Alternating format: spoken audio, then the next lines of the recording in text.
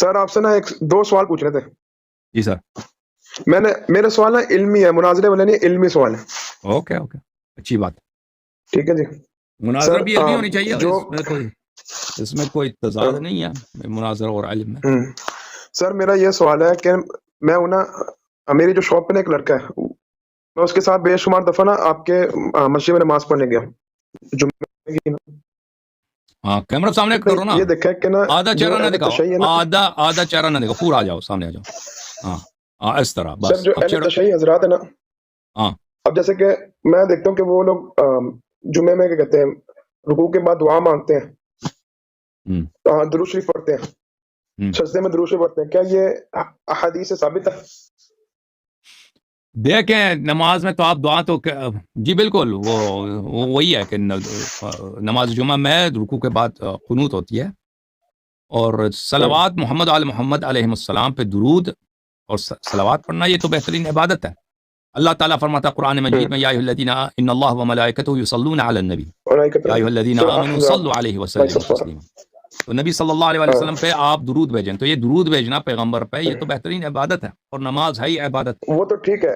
ہاں کیا حضرت علی سے یا پھر اسلاف سے کیا یہ ثابت ہے کہ وہ رکوع میں یوں پڑھتے تھے, درود شریف پڑھتے تھے؟ درود نماز درود رکوع میں درود پڑھنا اب میرے ذہن میں نہیں ہے کہ یہ اس طرح, لیکن نماز میں جو بھی آپ ذکر پڑھے نا نماز میں وہ جائز ہے.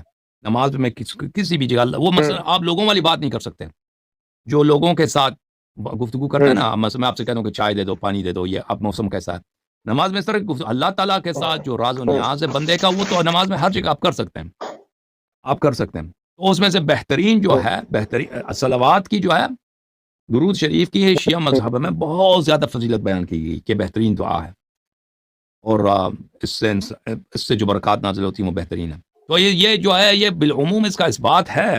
اب اس کو رکوع کے خصوص میں ابھی میرے ذہن میں نہیں ہے, وہ دیکھنا ہوگا اس کا انشاءاللہ تبارک و تعالی. وہ ابھی کیونکہ ہمارا پروگرام جو ہے یہ فروعات پہ نہیں اور مستحبات پہ نہیں گفتگو کرتے ہیں, یہاں پہ کس پہ گفتگو ہوتی ہے, یہاں پہ اصول دین پہ بات ہوتی ہے. اوکے, ہاں آپ پہلے امامت مان لیں, آپ اپنا مذہب چینج کریں, مذہب اپنا چینج کریں بھائی, ٹھیک ہے نا. یہ کوئی جرم نہیں ہے کہ یہ درود پڑھتے ہیں, یہ تو بہترین کام کرتے ہیں کہ نماز یہ درود پڑھتے ہیں. اوکے.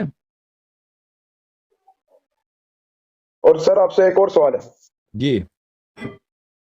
ہم دیکھتے ہیں اہل تشیع میں بھی فرقے ہیں, جیسے کہ زیدی, نصیری, اثناعشری. اس کی کیا وجہ ہے؟ اس کی وجہ ہے کہ لوگ فراڈی ہیں, لوگ فراڈی. مطلب کہ مانتے ہیں کہ اہل تشیع میں بھی فراڈی ہے. ہاں بالکل, جو طریقہ حق سے منحرف ہو وہ فراڈی ہے. وہ مسلمانوں میں فراڈی نہیں ہے, مسلمانوں فراڈی ہے کہ نہیں ہے بھائی مسلمانوں میں؟